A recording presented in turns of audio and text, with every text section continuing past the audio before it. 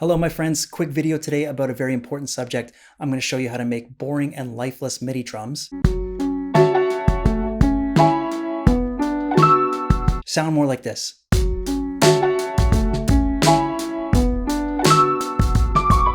Okay, so first let me preface this discussion by saying that it is of course dependent on what type of genre we're working with here, and the degree to which we want to convey a sense of realism with our drums is going to vary depending on whether we're working on like a techno track or like an indie rock track, for example. So this is an important distinction to make because I hear a lot of production music in like the indie rock and the folk and sometimes the hip hop vein that is like lacking a certain amount of groove. And I think a lot of that comes down to how we're programming the drums. Okay, so how do we make MIDI drums sound really dope? I'm going to divide this video up into two sections. The first one's going to be all about performance, and the second one's going to be all about the mix. So if you want to jump to the mixing section, feel free. I'll put the timestamp below. So if you're a drummer, then the performance aspect of this video is already going to be obvious to you. If you're not a drummer like me, then it's really important, I think, to kind of grasp and to fully understand how like a real organic drum kit like feels and sounds. There's no better way to do that, of course, than to actually get behind a real drum kit and start banging away. But the next best thing is to just, tap out the beat with your hands and your fingers on like a MIDI keyboard or a hardware device like Machine, for example. Now you can get really amazing results with these because it's the idea that the actual human performance, that the physical nature of performing, the drums, it creates these very subtle differences in velocity and these like minor imperfections that actually end up sounding really pleasing to the human ear. And I also think it's really important to establish that a good performance has to precede a good mix, because a good mix can't save a bad performance. You can't polish a turd. So let's say you're not great at finger drumming and you'd rather, punch in the MIDI notes manually. Well, that's all good. But this is where we got to be really careful about how we're like locking and quantizing everything to the grid. Because say you have like, a sample or like a performance of some kind, like a piano or a guitar performance, and there's some groove and there's some swing to it. Well, if you're just copy pasting like a kick, snare, and hi-hat pattern that's like totally locked to the grid, you're going to end up sucking the life right out of the tune. And there's nothing wrong with quantizing your beats, by the way. It's just a matter of quantizing it the right way. So let me show you some examples of how we can breathe some life back into the drums. And then once we got that sorted, then I'm going to mix them. Okay, so we got this piano sample and it's got some groove and a little bit of swing, and I'm going to record some drums to it. Here we go.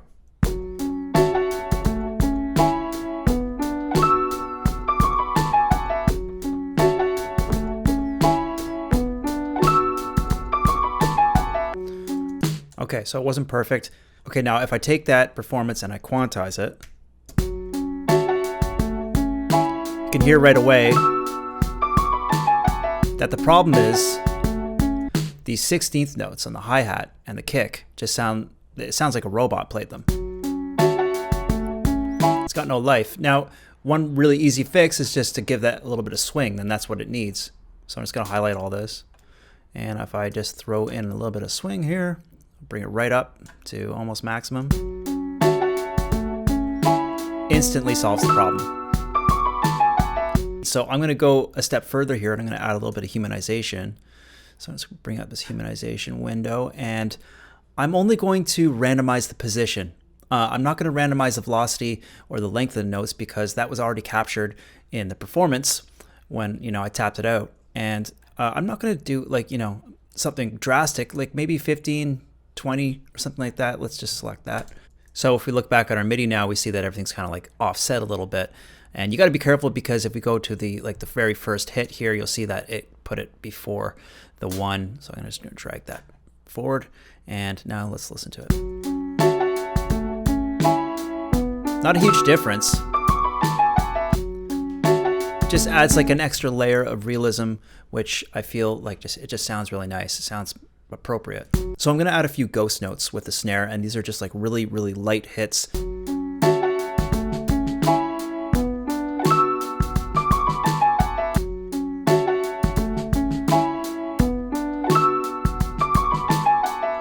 Okay, cool. So I'm going to make sure that these little snare ghost notes are also quantized properly. So highlight those and just quantize them and give them a little bit of swing as well. See how that sounds all together.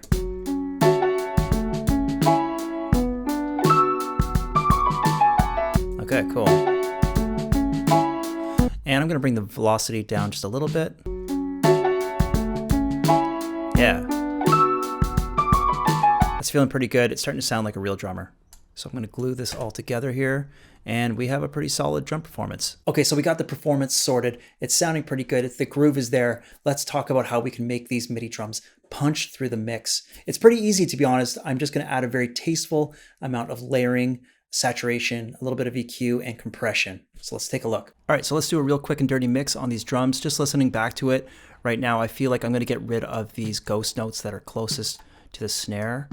I felt like those were kind of sounding a little out of place, so let's just listen to it one more time here.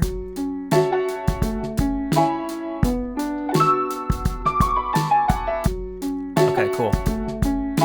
So the first thing I'm going to do is I'm going to copy paste this whole Addictive Drums patch, and we're going to separate out our instruments here.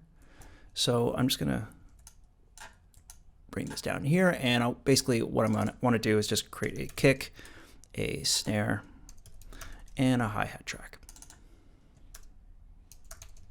So I'm going to go in and I'm going to get rid of the data that I don't need one by one here. All right, so the first thing I'm going to do is just going to find some samples to layer with this kick that are going to, breathe a little bit of life and like make it stand out a little bit more. So let's create an audio track here, and I'm going to pull out my splice, and I got my kicks searched here. I'm just going to go through some kicks and see what I like.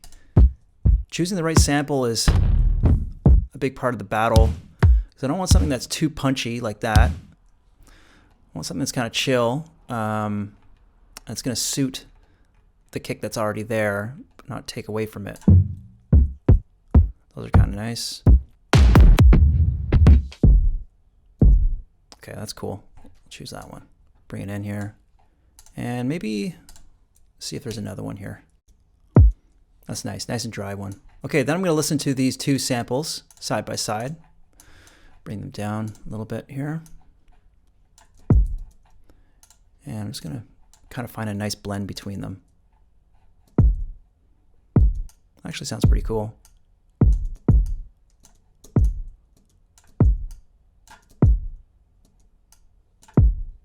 Okay, cool. And then I'm just going to bounce these down. What I'm going to do is I'm just going to export this kick to my desktop real quick. And then I'm just going to get rid of this whole track here. And I'm going to pull up a Contact sampler. Okay, so once I have Contact brought up here, I'm going to create a new instrument, select that wrench icon, open up the mapping editor, and then I'm just going to drag and drop my kick sample right into here and just find this on the keyboard. Move this to C1. There we go. And now if I just copy paste this kick into my Contact, I don't have to worry about all that copy pasting. Okay, so I'm going to bounce these both down to audio separately, and I'll just move this kick MIDI up to the top here in case we need it later, and get rid of this.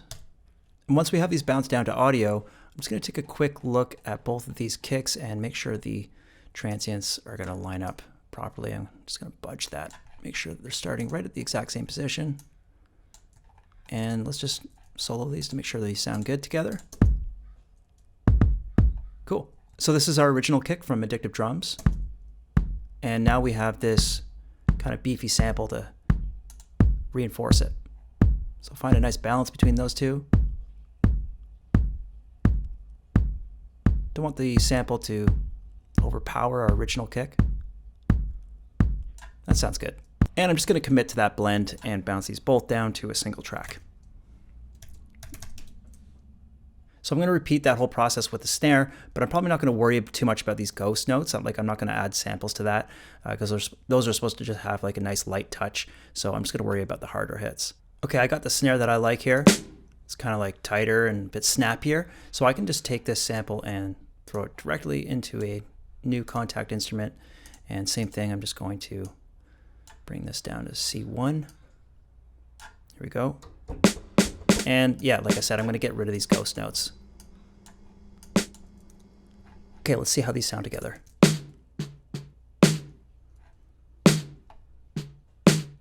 Cool. And once again, I'm going to bounce these down both to audio, so I'm not messing around with MIDI here. Let's take a peek here and make sure they line up nicely. A little bit off. Try moving that over here. And I'm going to turn this snare sample down a little bit.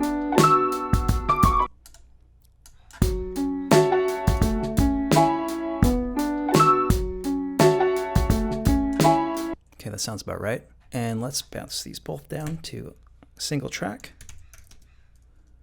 Gonna make sure I have a nice blend going on between the kick and the snare here.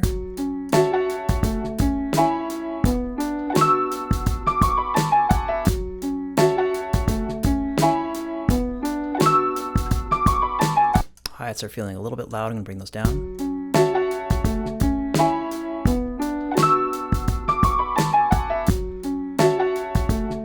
So I'm gonna bounce these hats down to audio as well.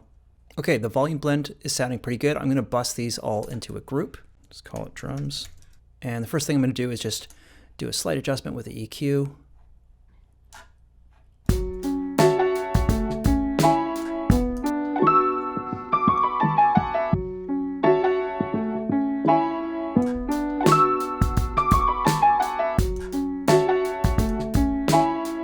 Brighten them up just a little bit. And this track's got like, you know, a hip hop vibe, so I'm going to use my Wolf compressor, which sounds pretty aggressive. It's always nice to use a compressor that has a mix knob, because you're basically, it's like parallel compression, but you don't have to set it up through like, you know, busing and routing. I really like to mix in the dry signal of the drums with like a really aggressive sounding compressor. I'm going to back off this mix and see if I can get it like a nice blend going on here.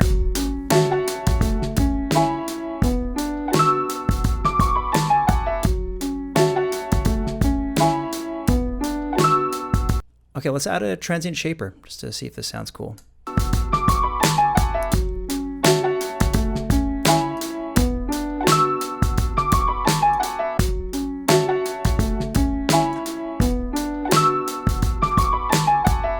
Bring that down just a little bit.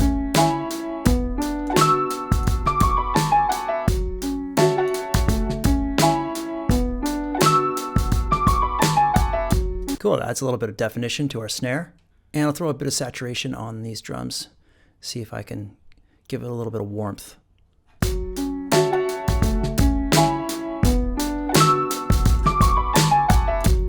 Also really convenient that the decapitator has a mix knob here.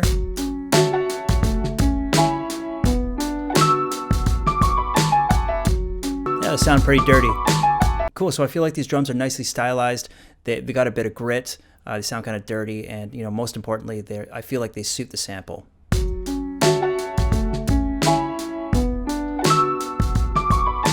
All right, that's it for today, guys. Thanks so much for watching, and I'd love to hear from you in the comments if there's like a drum sampler program that you use that you're particularly stoked on. I've been using Addictive Drums for a while. I used to use Superior Drummer, and they're both great. I'm sure there's a bunch of programs that I haven't even heard of yet, so let me know which ones to check out. Also, feel free to hit me up in the comments if you have any questions about anything. I will get back to you.